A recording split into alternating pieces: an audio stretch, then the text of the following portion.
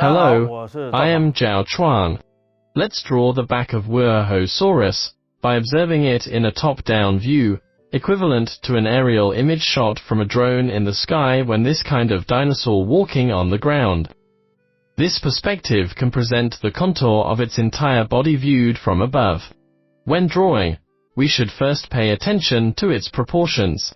If observing the Wuerhosaurus from above, you will find that its body proportions are unique. It has a pretty broad pelvis, which is also the part we know the most about from the fossils.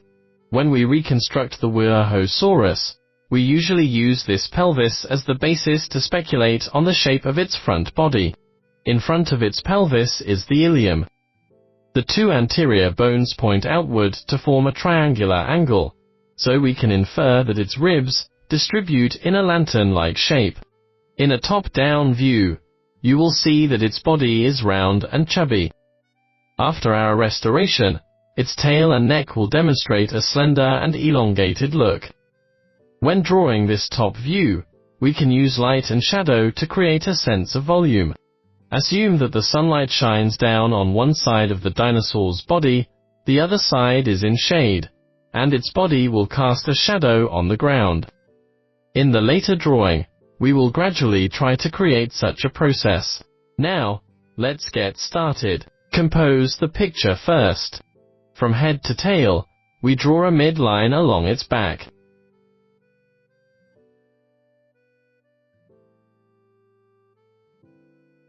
When coming to the tail end, we can make the line slightly curved as its tail is relatively flexible. Let's subdivide this midline. Here is the root of its tail. Here will be the base of its neck. Like this, we've segmented its body into three sections: the head, torso, and tail. Then, let's determine the width of its torso. One critical feature of Wuerhosaurus is that the front end of its pelvis is the widest part of its whole body. Its torso was very broad. Let's sketch its pelvis, which is roughly shaped like this. Both lateral sides of its abdomen will extend forward along the pelvis in this shape. Then, let's outline its shoulders. Draw this part a bit narrower so the abdomen can extend over smoothly.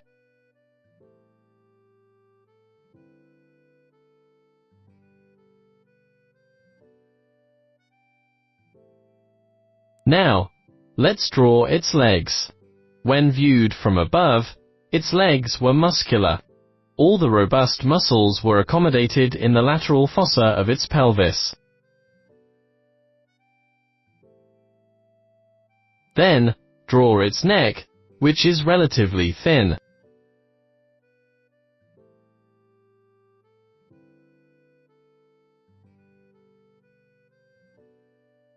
This type of dinosaur usually had a small head. We draw its head slightly tilted to this side. In a top view, its snout was narrower and the head was wider. Next, let's move to its tail.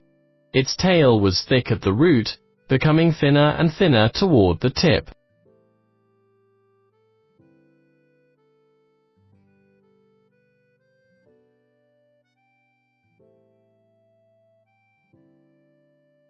When coming to the tail end, 4 spikes are growing horizontally. We can see the whole look of its tail spikes in this view, which is slightly curved. Since its tail is bending to one side, the 2 spikes inside of the curvature will be closer to each other, and the angle between them should be narrower.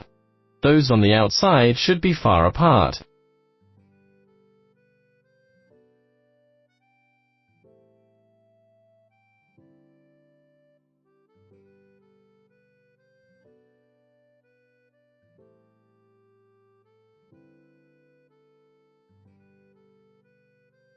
Then, let's draw some details.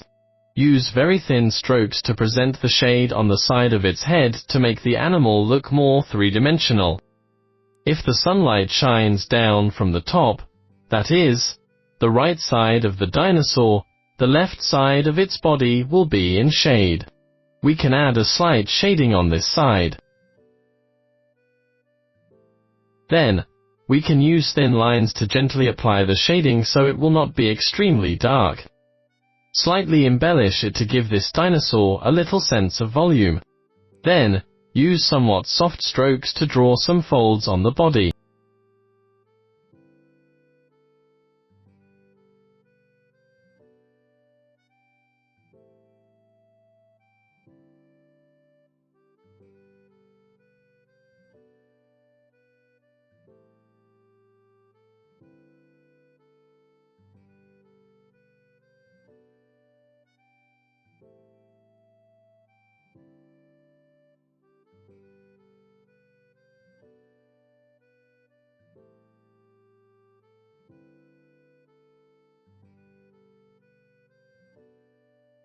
Now, let's draw its dorsal muscles. On its back were two sets of elongated muscles growing along both sides of the central spine.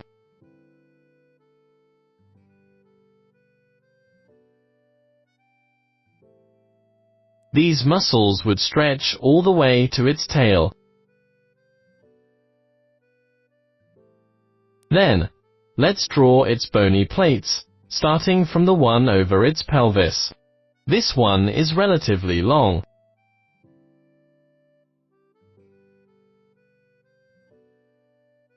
Then, further forward, draw another one on the other side.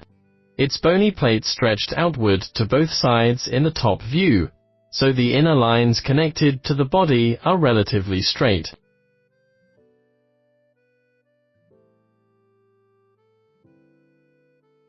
The closer to the head, the smaller the bony plates were.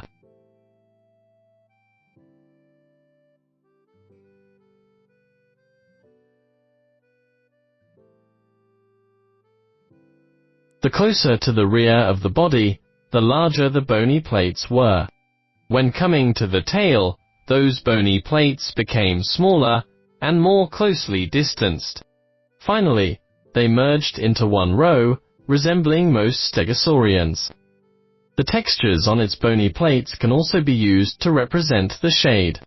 Stegosaurians had many longitudinal stripes on the surface of their bony plates. We can use some dense lines to show the shade.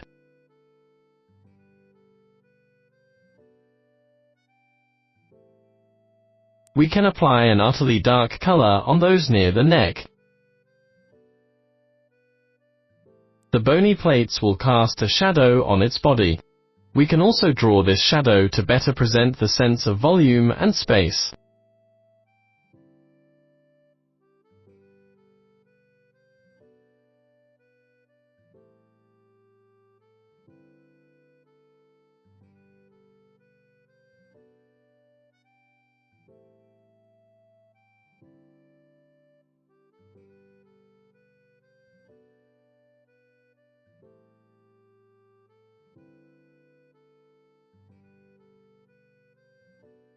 Then, on the bony plates on the other side, we only need to draw the shadows because, from this angle, we can see that the side of the bony plates faces the sun.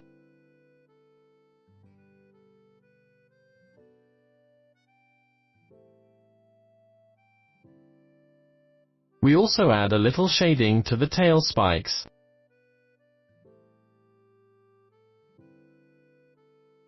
Next, we draw the shadow of this dinosaur on the ground.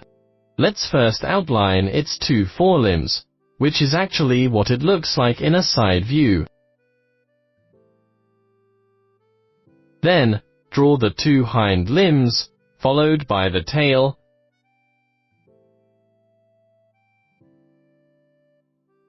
neck,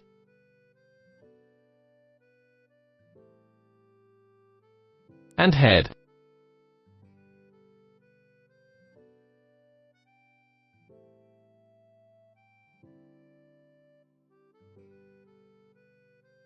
The entire outline is roughly like this.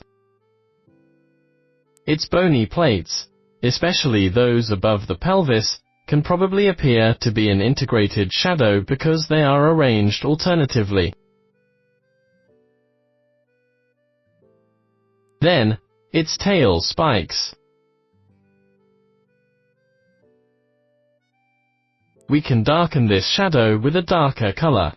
There is no need to make it in solid black. Let's trace the edge first, then roughly spread relatively neat lines in the same direction, like this, making this part look somewhat breathable.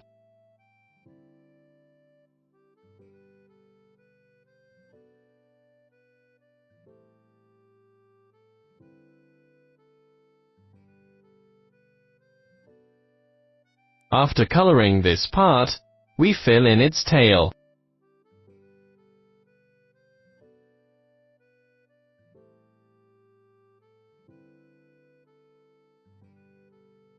Then, we can show the shade on its body running in one direction. We can leave some white space when drawing. Don't make the shading too dark.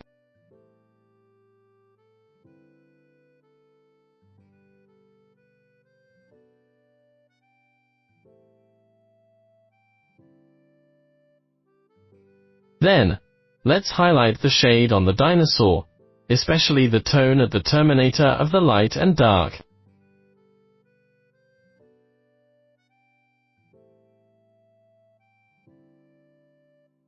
Then, we use a very thin pen to outline some details. For example, we can draw large scales on the top of its head. On the ground, we can draw some dry cracks to present the land texture and make the picture richer in detail.